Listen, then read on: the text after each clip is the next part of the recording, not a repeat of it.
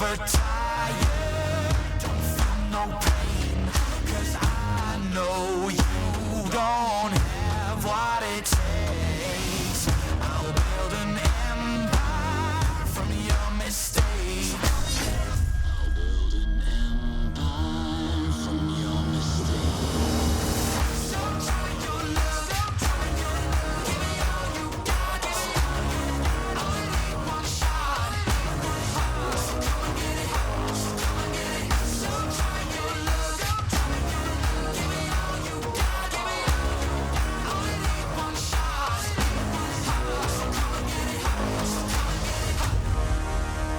So come and get it, so come and get it.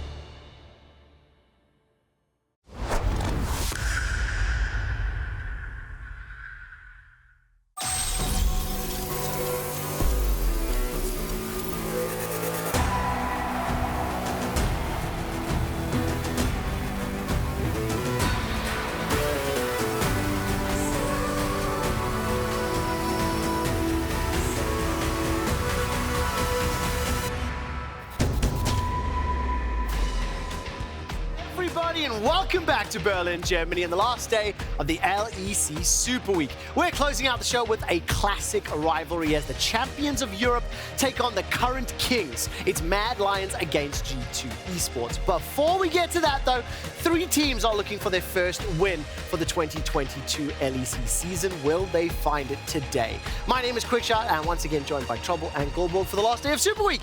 Hey, day 3, we've made it this far. The teams have made it this far. Some of them still need a win. Are they going to get it? Yeah, for sure. Some of them are going to end at the bottom today. Some of them going to end at the top today. It's been a crazy week so far, but I'm sure we can get more to top it off. There is always more questions than answers in week 1 of any spring season. And one of the teams that has questions to answer is Team Vitality. They are 0-2, having fallen yesterday in their match of the week against Fnatic. And I think when I compare Vitality yesterday to day 1, I do think they improved not only their draft, but also they got a significant lead early on. You're completely right. So draft is one thing where, okay, you finally have something to play for as well. No action in the mid lane. Very nice. Perks back on a mage. Seems good. But the problem really arises when they hit that mid game, because you're right. They built up a 6.6k gold lead, which was really impressive considering they fumbled the dive on Wonder, or the Wonder outplayed them, however you want to phrase it. But they still came to some of the problems towards the mid game, and I think some of that is due to the composition lacking a bit more AAP. They only had Perks as the sole AP dealer on the Twisted Fate, but also some of the in-game decision-making combined with Fnatic being really scary into team fights in the late game. And I feel like the difference between Vitality day 1 and Vitality day 2 had to be self-made as well. I think he absolutely popped off onto the Kiana. Even that lead that was built up slowly but surely, I think it was off of the back of self-made. Later on in the fights, when Vitality started losing the fights, he would try to find the flank, find the backline, what he has to do on the Kiana. I think he tried to play the backpack carry there, but it just doesn't work at the end. It does not. And of course, Fnatic were able to bounce back from the disadvantageous position they were in. They won the game. They are now 2-0. They are the superior super team. At some point, I'm going to have a rant about super team because I don't think it applies to either of these. It's not the time or place now, so expect that on a future show. But as I mentioned, Fnatic, the super team, are one of the 3 undefeated teams at the top with G2 and Rogue. One of the things I find interesting when you look at these standings was yesterday I asked Yamato Cannon how long it would take for the standings to be reflective of teams' true strengths. And he said around 5 to 6 weeks. So it is still very early days. We have had many overreactions already, but I don't think it's too surprising what we're seeing. No, definitely not. I mean, I've even looked at Reddit. EU already down. How are they going to show up at Worlds? Calm down, calm down. We're at day 2, everyone, and Yamato is completely correct. It's going to take some time, not only because it's new teams, it's a completely new season. We are needing to build up some synergy between the players. We're needing to find some good meta aspects here, and it's going to take some time for the teams not only to define their own meta, but also to define their own style as a team. And also, when you've only scrimmed for very little, and we see like teams like Rogue trying to redefine how they want to play from the Rogue of 2021, and a lot of other teams that are also at the top, Yamato also mentioned something that was very crucial. He's like, we can only scream so many teams because we're obviously not going going to scream the teams that we're going to face on the weekend. Plus, well, you've already pretty much fixed what you want to play, the LPL smacks and the LCK smacks. You're like, whoa, what about this pick? And you try to integrate it, and it's sort of like, it's a learning process to what you want to play, what is actually strong. I'm looking forward to seeing if we get Enchanter supports today or something different. We've talked about the top of the table. We've talked about some of the implications, but it doesn't only tell part of the story because the journey to these results has been crazy. Mad Lions losing to SK was the longest game in the LEC since 2018, clocking in at 54 minutes and 53 seconds. I believe the Teleclown Wars holds that record. Peace and love to Fishio. It is also the longest game of all major regions in 2022. Gulborg, please explain to me this game. It's tough to explain because initially when I just looked at the two drafts, I was like, okay, SK looks solid in the late game, but I have no idea how they're ever going to get to that late game state. Mad made a few in mid-game decision, gave up a few turrets, gave up a lot of Drakes. Because of this, SK suddenly gets to a point where they are confident when taking the even fights in the late game. And then it just seems like there's still some miscommunication to come through from both teams where they're not really sure what they want to do. Do you want to go for the inhibitor right now? We take a bad team fight. Matt still a team fighting. Oh, we lost another Elder Drake. It stalled for even longer. Then Mad Lions make a mistake with a Yoya, getting very greedy for Raptors while he's full build. And after that, I mean, it's just, it's a fever dream, that game. I mean, to be fair, I felt like both teams could just not close a mid-game gap from both of them. Whenever Mad Lions were ahead, they would lose the next team fight. Whenever SK were ahead, they would lose the next team fight. I can show you how that looks. The gold graph is very indicative of how this game went. It's like, oh, this team is winning. Never mind, they lost next fight. What, 3 Elder Dragons, 4 Barons? Climbing as high as Mount Everest only to drop down to the Ariana Trench.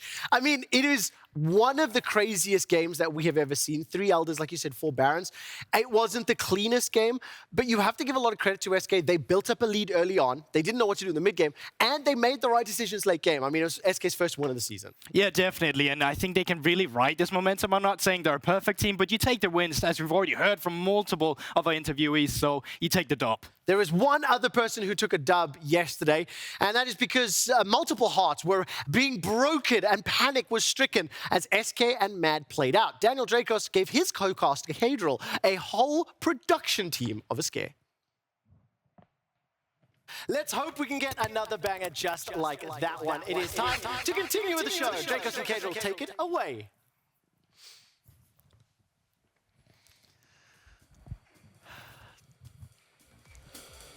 I'm just kidding, Mark. I'm totally messing with you. Wait, I'm fine. My audio's fine. I was kidding. Oh, what the hell? You were joking. I was Don't do me like that, man. I looked at all my settings. I was like, wait, is he gone again? I'm sorry. There's I'm no sorry to way. everyone in production, everyone at home. Audio's fine. We're back to normal. Production, I'm sorry I didn't warn you. Oh my God, man, my heart. We're good. We're getting ready for Astralis G2. You just heard the desk cover that and the epic game that we had before it. We can only hope that this game will be equally epic. You know what's really menacing about that clip is that Dracos didn't even tell our production about the joke. He not only trolled Cathedral, but all of us. You can literally see behind Cathedral's eyes exactly what he's thinking. We must move on though, and our next segment is called Trouble Meter. The rules are simple. Several topics will be introduced by me and the production team for the 3 of us to discuss, and then Trouble will evaluate where the topic lies on a scale of bees going extinct or Fiora eating her crumpets. You guys at home can join along with the fun and going to discord.lec.gg and give us your rating. So let's start off looking at Wonder. His Gragas really went well. Friday, Gwen versus Darius, not so great. So Trouble, what's your take? Yeah, when Friday started and he went into his Gwen game, I'm like, oh no, that is 2021 Wonder creeping into the house. Man, he really fast slammed the 2021 Wonder in the face. They slammed the door. 2022 Wonder comes in towards the late game with the Gwen, absolutely smashes. And I think his Gragas performance, a 3 versus 1 underneath the tower, taking 2 with them. He ain't having none of that ish. I think that Wonder is coming back to his MSI form. And listen, we've all been there. We don't talk about what happened last Friday, okay?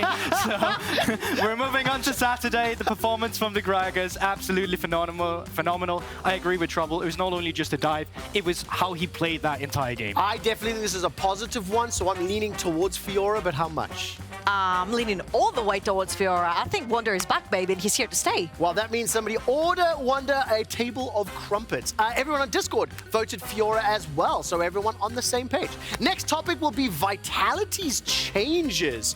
Where are we going from the sad extinct bee or happy eating crumpets Fiora? Okay. This is a difficult and dangerous one because I have to be very careful how I phrase this. 2 games as well. Yeah, super team coming in on paper, perks returning, most decorated player, but 0 and 2.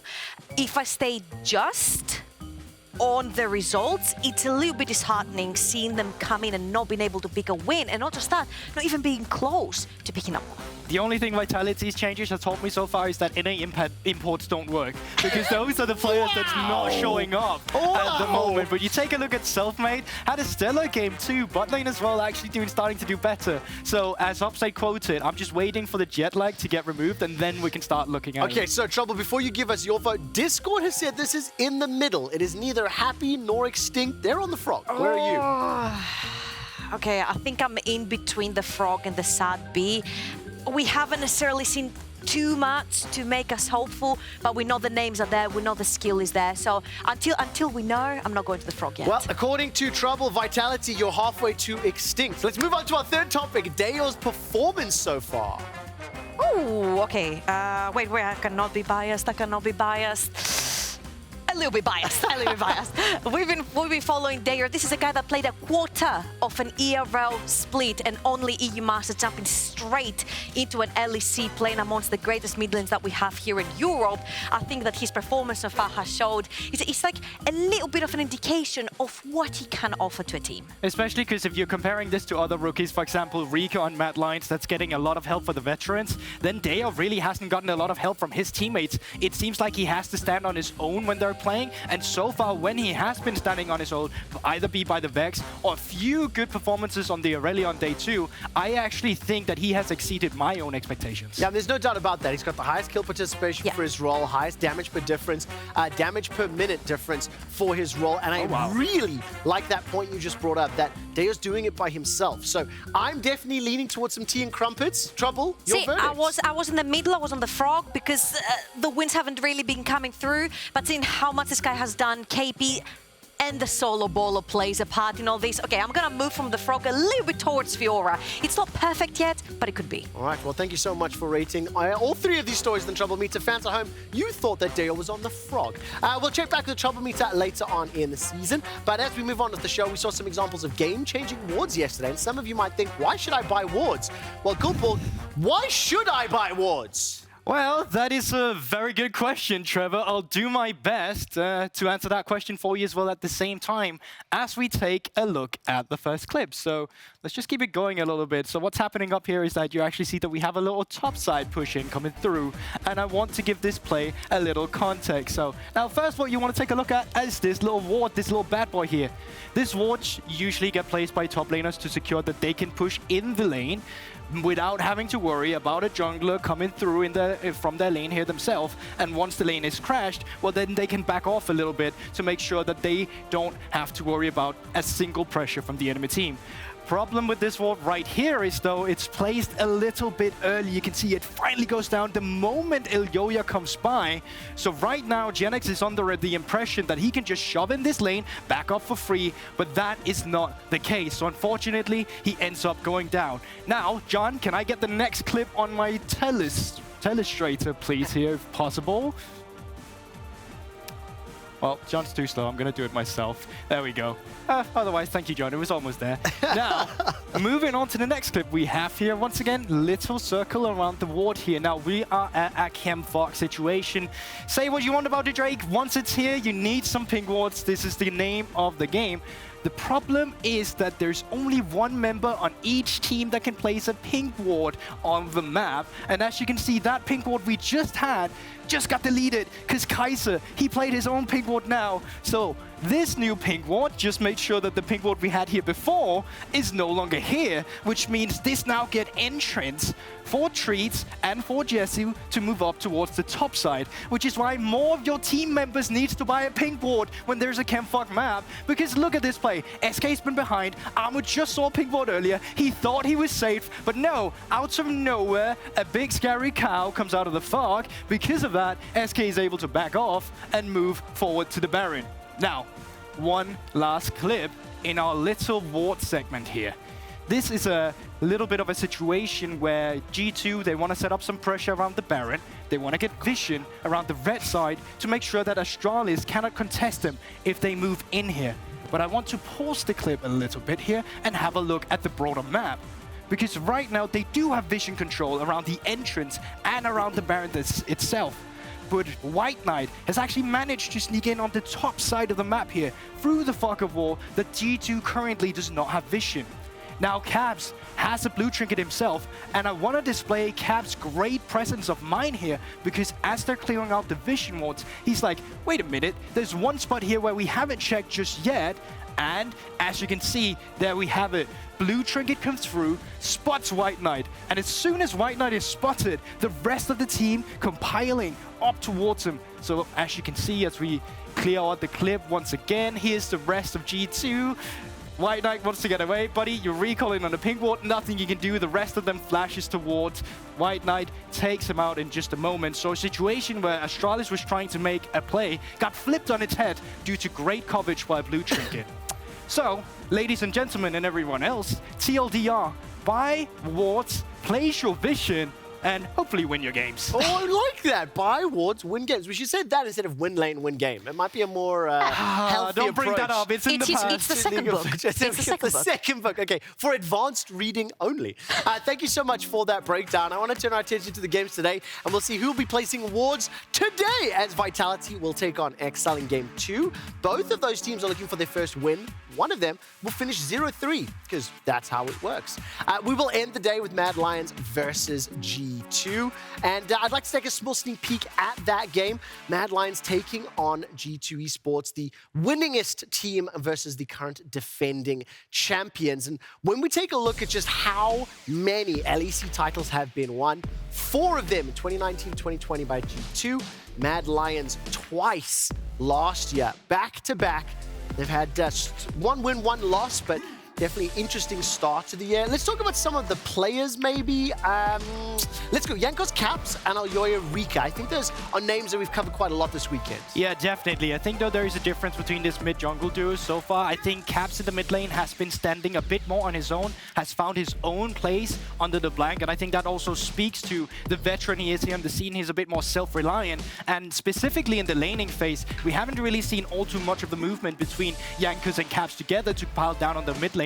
It's more been about opening up the map, so I think they might differ a lot from what Aljoya Rika has been of a duo so far. Yeah, because so far we have seen Aljoya trying to set up for Rika. So far they've only played the Diana Yasuo duo, which is very easy. I'll press R, you just press R on top of that. Aljoya has been having insane stellar engages, setting up for his rookie mid laner. But in the EROs, Rika was playing the Sylas, was playing the Akali, was playing the Ryze. He was bleeding the pressure from mid lane into the other lanes. So I would love to see what other than Yasuo does he have to facilitate for Aljoya. And Yamato Cannon would like to see what's behind the Diana door, you know, see what can come from the jungle. But I do think it's exceptional when you look at what Rika can do at the ERL level. Then when he comes to LEC, he's got Kaiser and Aljoya setting him up to then knock everybody else down. Yeah, but they know exactly how it feels. Not longer than a year ago, they were in his position as well. They were in his shoes. So not only are you setting up for a person who's just come up to the scene, they know, they should rather know exactly what he's needing. Yeah, absolutely the case. That will be Game 5 today, Mad Lions versus G2. But before we continue, Team BDS secured their very first victory in LEC history, and hopefully there are many more to come. Law is going to tell us more about this brand new team. Thank you, Trevor. BDS lineup made their debuts in the LEC this week, and they managed to pick up their first win of the season yesterday against Excel Esports. Now, before taking a deeper look into their style and what we've seen so far, here's a bit of context around the structure and the lineup itself. I got the opportunity to visit the org and meet the management in Switzerland last year, and they were building the project, and the intention was clear. They want to take the necessary time to build a solid LEC project, even if the results don't come right away, trusting young players they can build around, but also staying close to their roots in the LFL, which is also why they decided to work with French talents. Now, even if the lineup reminds fans of K-Corp, this is not a case of K-Corp in the LEC. They paired these players with members of the Schalke management, but also successful coaching staff and multiple LEC winners, Duffman and Grabs, to guide them. And for the past years, they've been used to coaching experienced and veteran players, and it will be interesting to see what they can do with young talents this time around. Adam found a new home and reconnected with his old brothers. Syncroft finally got a second chance into the bigger league, and Matti, one of the biggest rookie prospects from the EU Masters, gets to prove himself in the LEC for the very first time. Alongside Limits and Nuke from Schalke last year, what will be this team's identity? Well, from what we've seen during the first two games, BDS are playing for early game and laning phase. Drafting champions like Darius and Irelia for Adam, Syndra for Nuke, they will put an emphasis on their carry potential in the mid lane and the top lane. And in that sense, they may become a team who prefers playing on red side. Now, how will they enable their carries? Well, I think that Syncroft is the answer here. He plays aggressive and cycle his jungles very fast to help out his laners, and using pits, he can fight well in the early game like Viego or Chinsao. I think it's the best way to do so. During their game against Excel, we saw that even if BDS doesn't have the cleanest macro game yet, the players trust each other enough to make teamfight plays led by individual performances of Adam and Nuclear. But we know that there's a very thin line between making a clutch play and int, which is something they will have to be mindful of today. Now, earlier I was joined by Team BDS's head coach Grabs, a 4-time LEC champion himself, to get his take on the games in the LEC. Let's check out what he had to say. Overall, I would say I'm pretty happy. Of course, yesterday we should have lost, I think, against Scaling Comp and watching the early game. But as a new team, we at least tried to play together as a unit. And of course, there's some issues in mid-game, early game. But yeah, overall, I would say I'm satisfied. Well, it's still the beginning of the season, right? Still some adjustments to make. I mean, some things don't change, right? You're still getting flamed by Polish junglers, but in a different setting now, right? Because you've been used to coaching experienced and veteran players. Now you have, I don't want to say a rookie lineup, but young talents. How does that make your work different?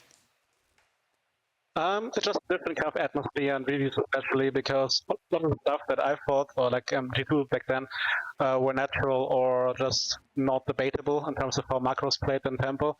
And this team right now, there's a lot of effort in making sure that we all base together, we play the waves correctly, which is a different kind of working. A lot of the basic work has to be done. So going back some steps. But it's more refreshing also to see them implementing the things to say very quickly. So it was back to the Rocket days, basically the same feeling, kind of.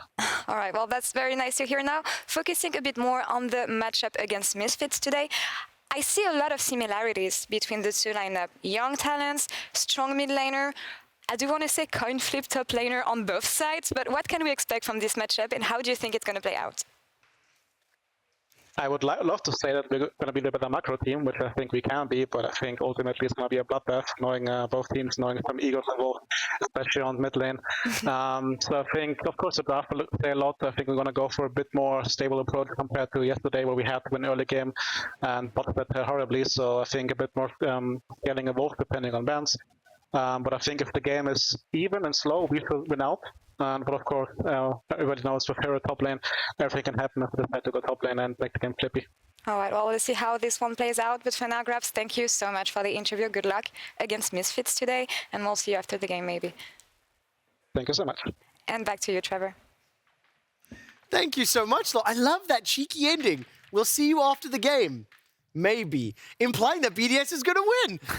Extremely good breakdown. Thank you, Law, not only for the local perspective, but also your analysis on the team. And I have to agree 100% because Team BDS, they were coming up against Misfits Gaming today. This is an LFL showdown, if ever there was one. And I think especially when you consider the fact that Schlatan has been promoted from the LFL to the LEC team. So, you know, as we dive deeper into this game, let's take a look at Syncroft versus Schlatan. I mean, this is a never-ending tale, right? In the LFL, the two Polish junglers that were above everyone else, the KC versus the Misfits Premier, and Schlatan came out on top in summer twice. Misfits Premier were stronger than KC, and he was stronger than Syncroft. Now, that's something that we haven't necessarily seen from Schlatan yet, is that aggressive, all-in playstyle that we are used to seeing in the ERLs, and so is the case with a bunch of rookies, right? Yeah, definitely, and you know, they've always had a few stylistic coming in as junglers, where Syncroft always more for the lane, Zlatan's more for himself. But to take it on to Syncroft as well, he did show some better plays alongside the way against XL, albeit I think it took a long time for him to finally ramp up. I think if he's in a position where he gets Adam ahead in the early game, that's usually where we would see them in the past, where they pop off. But once they struggle to mitigate some of this pressure in the beginning, it kind of cools them down a little bit. But he had some clutch smites yesterday in the match against XL, where they were able to come back with that Baron, taking it to picks otherwise with that pick composition. Yeah. But I still haven't seen Syncroft at his best. Actually, I haven't seen either of these junglers at their best from what I remember at that ERL level. That makes me excited, though, because I think we're not seeing many players and teams performing at their optimum, right? Like, I was saying to the crew backstage that it might be an interesting question to ask, if a team's ceiling is 100%, how far away are they from that? And I think not only do you then look at the individuals, but if I dial in a little bit on Misfits and Zlatan, Razork's highs, an argument could be made. They were really high. Might be higher than Zlatan's. I don't know. I'm not as familiar. You don't know because you haven't seen his Lee Sin yet, Well, Trevor. where is it then? I want to see I it. want the Lee Sin as well. We were so used to seeing him even back in the Ultra Liga before Misfits, playing the Lee Sin and making the plays on his own. I think this is what I'm missing right now from the whole Misfits roster, Right. is having basically the ego that he used to have in the ERLs, have it here as well. He's really skilled. He's very talented. He's so aggressive. And I think this is what sort of differentiates him from when Razork was the rookie in Misfits, right? Because Razork would take the 50-50, and even if it was a silly move, he would do it over and over and over again, because that's how you learn which moves should you take and which ones you should not. It's also a different conversation with the two junglers. I feel like Zlatan fulfills another role that Razork did when he was there. Razork would help out Hirit a lot for in lane, for example, whereas when I think back to Zlatan in the ERLs, very much more self-made style, where it's Zlatan is not playing for you, you are playing for Zlatan, right? So that is what I'm used to seeing on the ERL level. Let's talk about his duo partner in the top lane, Hirit, the duality of Hirit. Fantastic Irelia, question mark, nah. This is a player that I keep looking at as one of the guys that has to be a rock for this Misfits team to succeed. Yeah, see, I think towards the end of last year, we also got to see the faults of Hirit, because the thing with Hirit's laning is that sometimes he would need some bailing out if he set up the lane in a bad position. But as you mentioned yourself, high, lows, right? When we finally get him in a position where he's able to snowball a lane, he's able to get out on laning phase, take over sides, bring this pressure to the rest of the map, that's where Hirit is shining. We see that on the Irelia, but we also see him lose matchups like the 9 to the Renekton, which should never happen. So you mean like the statistics on your screen right now? I mean, that hurts from day 1 to day 2. Yeah, but is the also, duality. this is the duality of Misfits, right? Because they haven't been able yet to distinctively find their own play style. I feel like sometimes they play for Hirit, sometimes last year they would play for Razork. Now they have Zlatan, who's aggressive like Razork. Vito is sort of like your stable or push lane. Let me stop you there, as we are about to jump into picks and bans, and I want to know, as we've introed Team BDS, we've talked about Misfits, some of the strengths and the weaknesses, in a relatively short amount of time, what will one team need to do in order to win today? Okay, so for Misfits, I think they have to find their identity. They need to figure out which person they want to put the carry stamp on and then play for that person, whether that is Zlatan or whether that is Hirit in the top lane. I want to make it a bit more simple, because from what we've seen so far with BDS, it's been all about getting Adam ahead here in the early game. If he was able to take over, they would try to make some rotations around him. You know, that kind of similarly reminds me of what Hirit is when he's finally getting ahead. I think Adam versus Hirit, towards what we've seen with these two teams, has been their top lane identity, or that's at least the driving factor of these two teams so far. So I think if you can get your top lane ahead, not only are you playing towards your own strength, you're also putting the enemy team behind. Okay, I really like that. One word answers. Who will win, BDS or Misfits? Misfit. Misfits. Misfits. That's where the analyst desk is going. It's time for Kadriel and Dracos to get us into the first draft on this last day of Super Week. Dracos, your mic better be unmuted, because I don't think Kadriel can handle the pressure again.